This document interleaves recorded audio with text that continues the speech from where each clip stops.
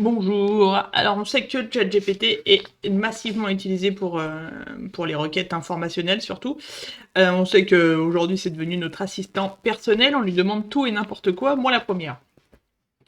Donc je me suis dit, si on pouvait récupérer en fait ce que les gens demandent à ChatGPT, ça pourrait être assez sympa pour avoir une idée de contenu. Qu'est-ce que j'ai fait? Eh ben j'ai demandé à mon meilleur pote, qui s'appelle Bob, est-ce qu'on peut récupérer les requêtes que les gens t'envoient? À ce moment-là, il me dit non, on peut pas, parce qu'il n'y a pas d'API, tout ça. Et on sait que euh, si on fait par exemple site 2 points, d'accord, n'importe quoi, chatgpt.com, on sait que il y a des choses qui s'affichent en fait dans Google, ok. Donc à ce moment-là, je lui dis, il n'y a aucune ne s'affiche dans Google. Il me dit non, aucune requête envoyée à ChatGPT ne s'affiche dans Google. Pourquoi elle ne s'affiche pas? Il y a la confidentialité absolue. Il me dit pas de page générée, à moins que tu choisisses activement de partager une conversation, par exemple, via le lien chatgpt.com share. Ok, alors ça c'est intéressant. On se dit que du coup, il y a des requêtes qui sont partagées avec un lien de conversation, celui-là. Et après là, il raconte tout et n'importe quoi. Donc on se dit que si on fait site 2 points et qu'on partage ça, là, ok, on a des trucs qui s'affichent. Donc ça veut dire que ça, c'est les conversations en fait que les gens utilisent. Sauf que y a plein de choses qui sont pas forcément exploitables ou des langues qui sont pas forcément compréhensibles, comme ça, par exemple. Ça doit être du chinois, comme je ne comprends pas le chinois. Alors je me dis que qu'est-ce que peuvent demander les gens.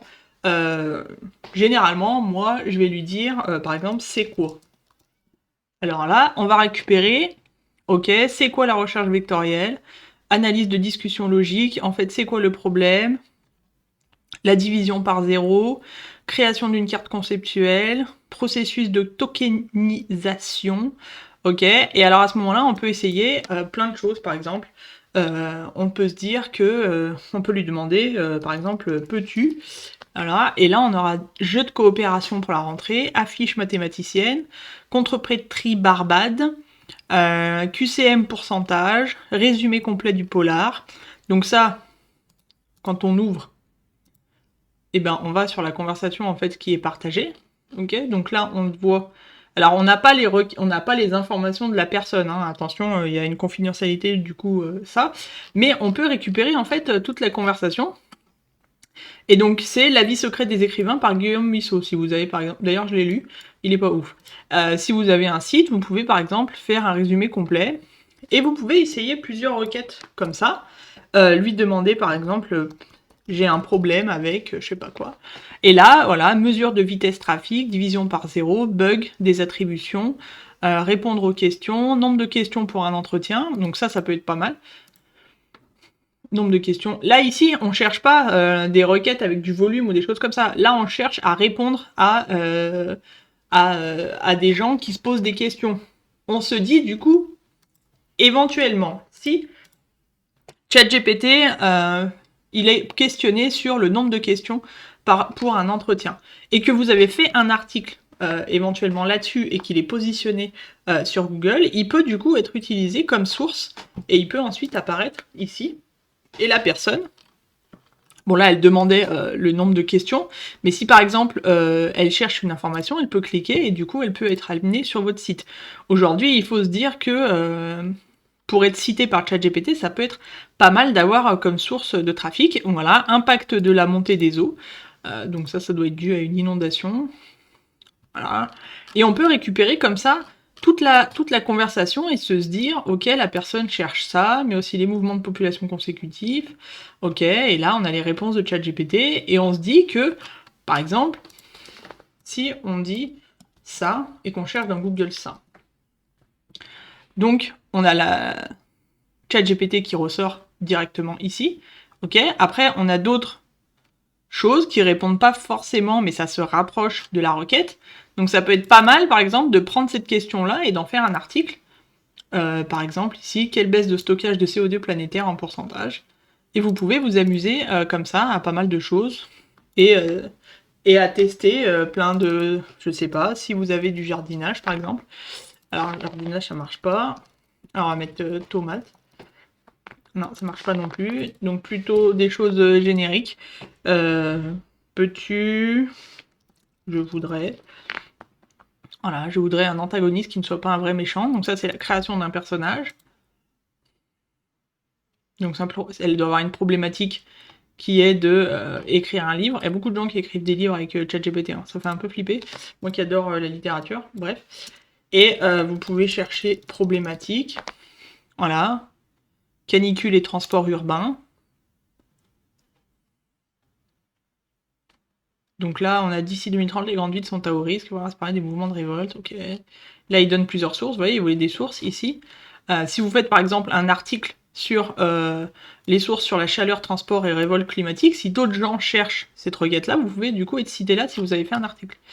Et du coup ici, en fait, c'est comme sur quand vous allez chercher un site, si par exemple un article est sorti sur un de vos sites, vous faites site de points et généralement à côté vous allez mettre un mot pour savoir où on utilise InURL par exemple. Et bah là, avec les conversations de ChatGPT, c'est la même chose. Et vous pouvez par exemple utiliser des mots et voir ce qui va ressortir. Donc là par exemple météo. Bon après il y a des choses qui sont pas forcément en français, mais ça peut aussi donner des idées de... Alors après vous pouvez les traduire. Voilà. Pouvez-vous évaluer une publication scientifique pour moi? Voilà, donc il lui a donné un truc à évaluer. Voilà, et après vous pouvez faire plein de choses comme ça, en fonction de votre site, en fonction de ce qui se passe aussi. Hein. Par exemple, il y a eu une alerte tsunami. Voilà, donc il y a plein de recherches sur ça qui vont se faire. Pareil, si vous maîtrisez pas toutes les langues comme moi, vous mettez l'IA et bouleversement industriel, modèle d'un l'impact de Tom Holland. Ok, préparation catastrophe technologique, exemple de boîte à outils de récupération après licenciement, ça peut être assez intéressant. Si vous avez un site d'entreprise ou ce genre de choses, pareil, c'est en anglais, si vous voulez, hop, voilà. Donc ça parle en fait de 7 étapes vers la renaissance, ce que les licenciements chez Microsoft m'ont appris sur la façon de devenir le produit. Voilà, et vous avez les 7 choses. Donc voilà, c'était la petite astuce du jour. En fait, pour trouver des idées ou des choses comme ça, n'hésitez pas à demander en fait à ChatGPT. Il peut des fois vous glisser des petits trucs comme ça, assez sympas, et vous y trouver de façon totalement aléatoire. Et, euh, et vous pouvez par exemple espérer lui dire quelles sont les thématiques les plus demandées à ChatGPT. Vous écrivez mieux aussi, c'est bien. Alors après, c'est générique, il va pas répondre parce on n'est pas tous connectés les uns aux autres, d'accord? On n'est pas... Mais il peut par exemple... voilà, alors c'est sûr qu'il y a des choses, aide à la rédaction et reformulation, voilà, ça c'est sûr. La culture générale, les maths, la philo, le santé, les recettes, voilà. Donc pareil, après ici, vous pouvez par exemple mettre recettes. Ah, ça marche pas forcément. Répondre aux questions, voilà. Donc après, ici, c'est le terme qui va être utilisé dans la conversation. Plus vous serez, on va dire, large, plus vous avez de chances de trouver des choses qui correspondent. Mais on va dire que problématique, non pas trop, problème, voilà, ça donne des choses qui sont symptômes spirituels, ok, relié humaniste et exclu. Puis après, vous avez plusieurs pages. Scénario USA, Iran, nucléaire. Accès au contenu des livres, voilà. Et du coup, essayez de questionner-le, en fait. Hein. C'est le meilleur ami pour questionner et pour avoir des choses. Voilà, si vous avez aimé, likez, partagez, faites un max de commentaires si vous avez envie. Et puis, bah, bonne journée!